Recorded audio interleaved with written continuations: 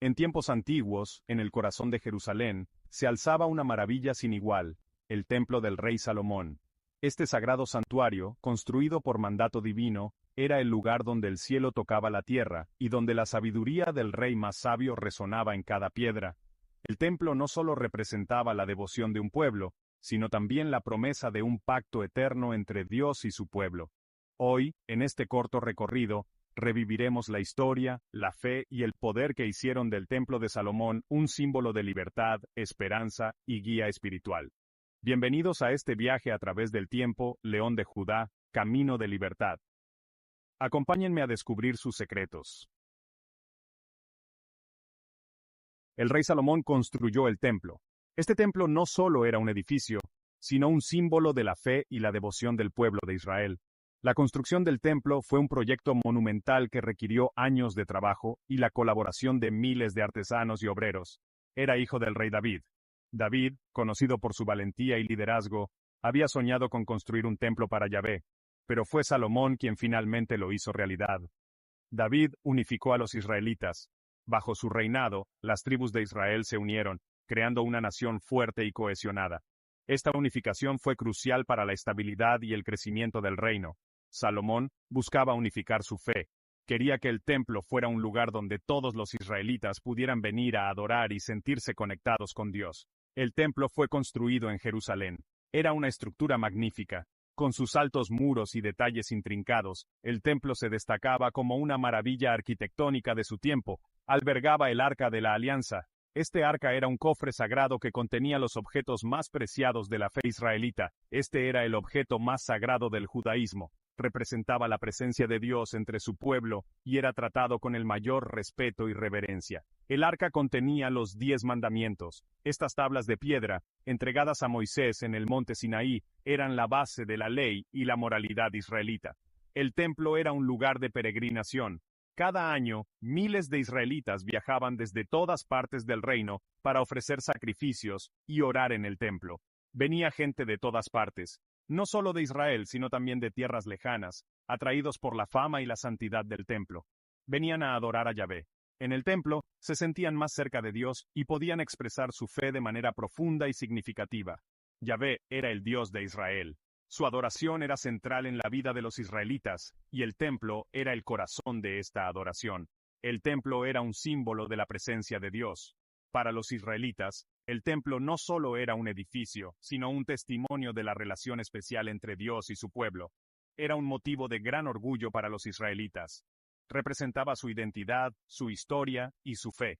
Se mantuvo en pie durante casi 400 años. Luego, fue destruido. La destrucción del templo fue un momento de gran tristeza y pérdida para el pueblo de Israel, pero su legado perdura hasta hoy. En 587 a.C., la tragedia golpeó.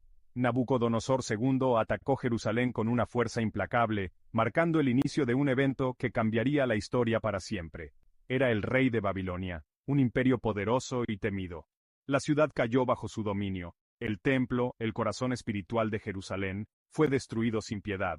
El Arca de la Alianza, un símbolo sagrado y venerado, se perdió en el caos. Su desaparición dejó un vacío profundo en la fe y la identidad del pueblo. La destrucción fue una catástrofe de proporciones inimaginables. Las llamas y el humo envolvieron la ciudad, dejando solo ruinas y desolación. Fue un golpe devastador a la fe de los israelitas. Fueron exiliados a Babilonia, arrancados de su tierra y de su hogar, obligados a vivir en un lugar extraño y hostil. A pesar de la destrucción física, el templo siguió vivo en los corazones y las mentes de la gente. Se convirtió en un faro de esperanza y resistencia. Siguió vivo en la memoria de la gente, en sus historias y en sus oraciones. La comunidad se unió en su dolor y en su esperanza. El templo se convirtió en un símbolo de esperanza. Los israelitas anhelaban reconstruirlo, soñaban con el día en que podrían volver a adorar en su lugar sagrado. Querían restablecer su relación con Dios. Sus esperanzas y oraciones fueron escuchadas a lo largo de los años de exilio. Finalmente, después de 70 largos años, regresaron a Jerusalén. Su regreso marcó el comienzo de una era de reconstrucción y renovación espiritual. Siglos después, se desarrolló un nuevo capítulo. Surgieron los caballeros templarios. Esto fue durante las cruzadas. Las cruzadas fueron guerras religiosas. Se libraron por Tierra Santa.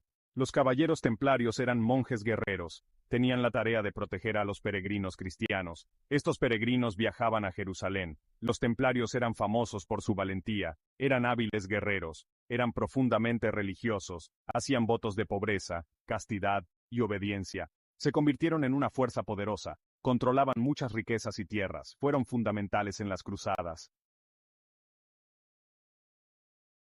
El templo y los templarios, una conexión simbólica.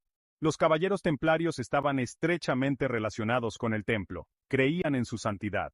Para ellos, el templo no solo era un lugar físico, sino un símbolo de su misión divina y su compromiso con la fe cristiana. Su cuartel general estaba situado cerca del monte del templo.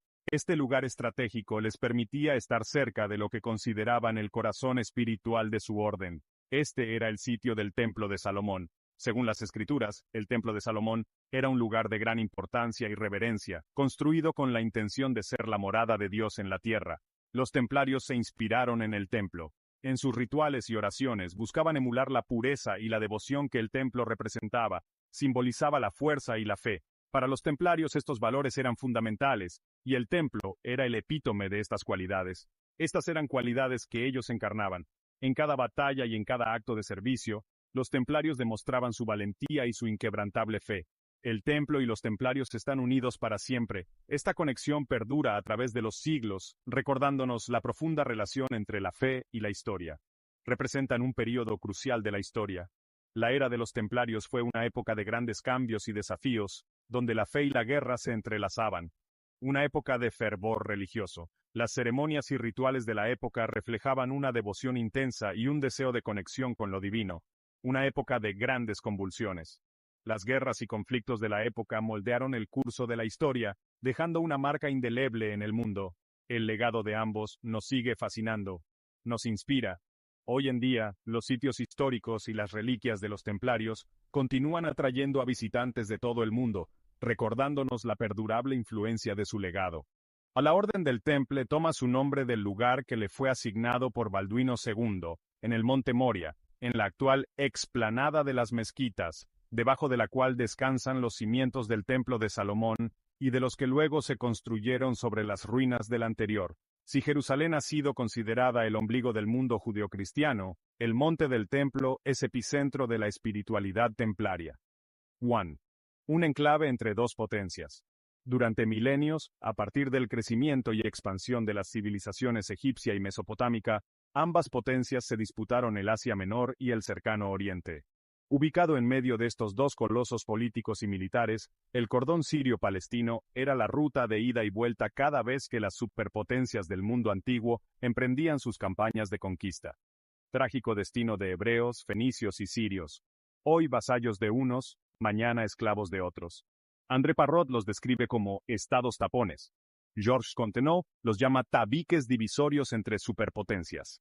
Esto explica la razón por la cual el único período en el que el antiguo reino de Israel logró erguirse como Estado soberano, el Reino Unido de Israel y Judá, coincidió con graves conflictos internos, tanto en Egipto como en Mesopotamia, lo que impidió a los ejércitos de estos imperios controlar la extensa franja de tierra entre el río Orontes y el río Jordán, territorio que quedó a merced de las tribus semitas que habitaban desde antaño en la periferia de la península arábiga, como así también de las colonias fenicias establecidas en el litoral marítimo libanés y de invasores foráneos provenientes del Mediterráneo oriental.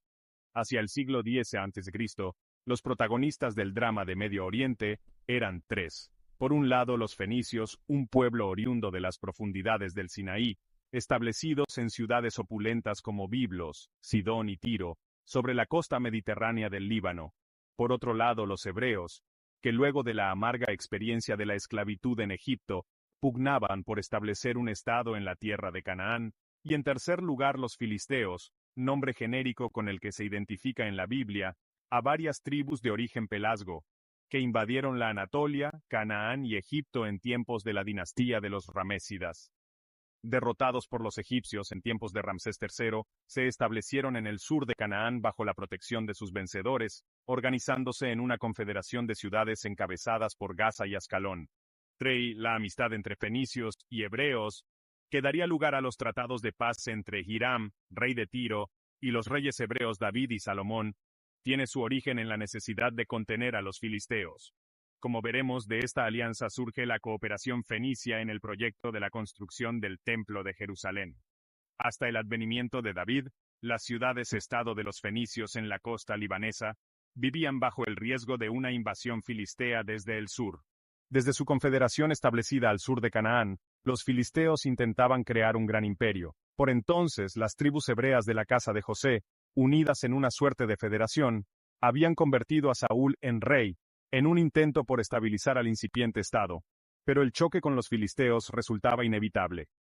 El ejército de Saúl, tan precario y poco organizado como la nación que intentaba sostener, fue derrotado al pie de la mítica colina de Megido, otrora escenario de encarnizadas batallas entre egipcios y acadios.